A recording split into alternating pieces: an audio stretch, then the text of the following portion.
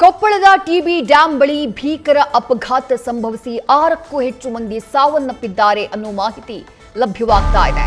ಕೊಪ್ಪಳದ ಮುನಿರಾಬಾದ್ನಲ್ಲಿರುವಂತಹ TB dam ಸೇತುವೆಯ ಬಳಿ ನಡೆದಿರುವಂತಹ ಭೀಕರ ಅಪಘಾತ ಇದು.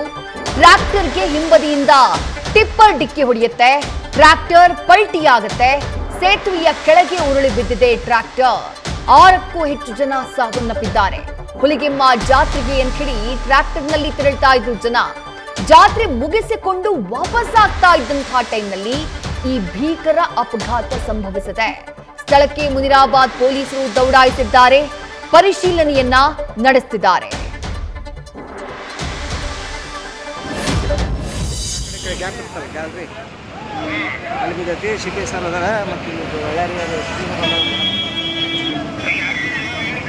ಹಾಗೆ ಒಂದು ಸಲ ನಾ ಬರೋಗ ಏತಕೊಂಡು ತೊಗೊಂಡು ಹೋಗ್ಯಾರ ಫಸ್ಟಿನ ಇಲ್ಲ ನಡ್ಬರ್ಕ ಆ ಕಡೆ ಗ್ಯಾಪ್ ಇರ್ತಲ್ಲ ಗ್ಯಾಲ್ರಿ ಅಲ್ಲಿ ಬಿದ್ದೈತಿ. ಸಿಟಿ ಸರ್ ಅದಾರ ಮತ್ತು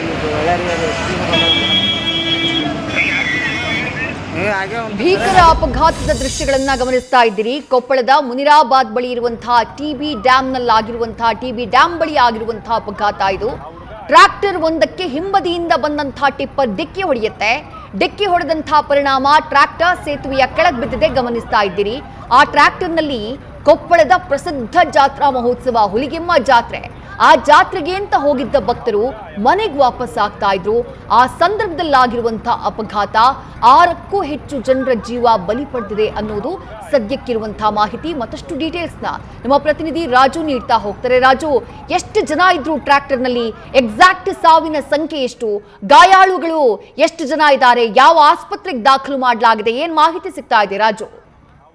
ವಿದ್ಯಾಶ್ರೀ, ಇದು ಒಂದು ಭೀಕರ ಅಪಘಾತ ಅಂತಾನೆ ಹೇಳ್ಬೋದು. ಯಾಕಂದ್ರೆ ಈಗ ಸದ್ಯ ಕೊಪ್ಪಳದ ಮುನಿರಾಬಾದ್ನಲ್ಲಿರುವ ಆರಾಧ್ಯ ದೇವಿ ಹುಲಿಗೆಮ್ಮ ಜಾತ್ರೆ ನಡೀತಿರೋದ್ರಿಂದ ಇವತ್ತು ಶುಕ್ರವಾರ ಹಿನ್ನೆಲೆಯಲ್ಲಿ ಸಾಕಷ್ಟು ಜನ ಅಂದ್ರೆ ಅಕ್ಕಪಕ್ಕ ಜಿಲ್ಲೆಗಳಿಂದ, ಅಕ್ಕಪಕ್ಕ ರಾಜ್ಯಗಳಿಂದ ಇಲ್ಲಿ ಬರುವಂಥದ್ದು. ಅದರಲ್ಲೂ ವಿಶೇಷವಾಗಿ ಬಳ್ಳಾರಿ, ಹೊಸಪೇಟೆ, ಏನು ಕೊಪ್ಪಳ ಇದೆ, ಈ ಸುತ್ತಮುತ್ತಲಿನ ಗ್ರಾಮಸ್ಥರು ಅತಿ ಹೆಚ್ಚಾಗಿ ಹುಲಿಗೆಮ್ಮ ಜಾತ್ರೆಗೆ ಬರುವಂಥದ್ದು. ಹಾಗಾಗಿ ಏನಂತಂದ್ರೆ ಈಗ ಸದ್ಯ ಏನು ಈ ಒಂದು ರಸ್ತೆಯಲ್ಲಿ ಹೈವೇ ರಸ್ತೆ ಇರೋದ್ರಿಂದ, ರಾಷ್ಟ್ರೀಯ ಹೆದ್ದಾರಿ ಇರೋದ್ರಿಂದ ಇಲ್ಲಿ ಸಾಕಷ್ಟು ಟಿಪ್ಪರ್ಗಳು ಓಡಾಟ ನಡೆಯುತ್ತದೆ.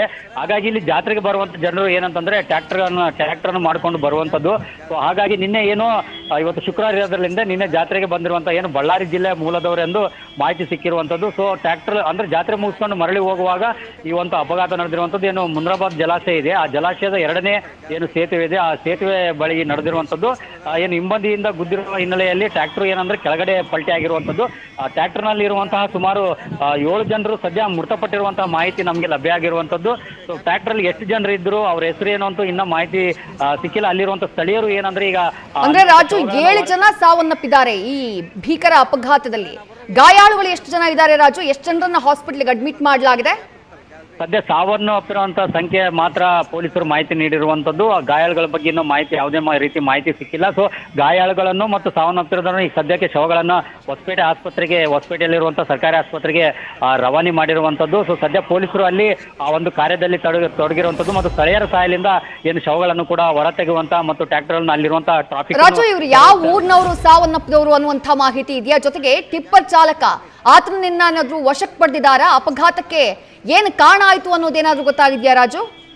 ಸದ್ಯ ಬಳ್ಳಾರಿ ಜಿಲ್ಲೆ ಈ ಸಾವನ್ನಪ್ಪಿರೋರು ಬಳ್ಳಾರಿ ಜಿಲ್ಲೆ ಮೂಲದವರು ಎನ್ನುವಂಥ ಮಾಹಿತಿ ಲಭ್ಯ ಆಗಿರುವಂಥದ್ದು. ಸೊ ಟಿಪ್ಪರ್ ಕೂಡ ಯಾವ ಟಿಪ್ಪರು ಏನು ಅಂತ ಹೇಳಿ ಈಗ ಪೊಲೀಸರು ಅಲ್ಲಿ ಸ್ಥಳಕ್ಕೆ ದೌಡಾಯಿಸಿ ಎಲ್ಲವನ್ನು ಪರಿಶೀಲನೆ ಮಾಡ್ತಿರುವಂಥದ್ದು, ಮಾಹಿತಿಯನ್ನು ಕಲೆ ಹಾಕ್ತಿರುವಂಥದ್ದು. ಹಾಗಾಗಿ ಈಗ ಯಾರು ಕೂಡ ಅಲ್ಲಿ ಎಲ್ಲರೂ ಬ್ಯುಸಿ ಇರೋದ್ರಿಂದ ಏನು ಅಂತಂದ್ರೆ ಈ ಒಂದು ಕೇವಲ ಅಲ್ಲಿ ಏನು ಸಾವನ್ನಪ್ಪಿರುವಂಥ ಗಾಯಗಳನ್ನ ಆಸ್ಪತ್ರೆಗೆ ರವಾನೆ ಮಾಡುವಂಥ ಕೆಲಸ ಮಾಡ್ತಿರುವಂಥದ್ದು. ವಿದ್ಯಾಶ್ರೀ, ಥ್ಯಾಂಕ್ ಯು ರಾಜು ತಮ್ಮೆಲ್ಲ ಡೀಟೇಲ್ಸ್ಗೆ.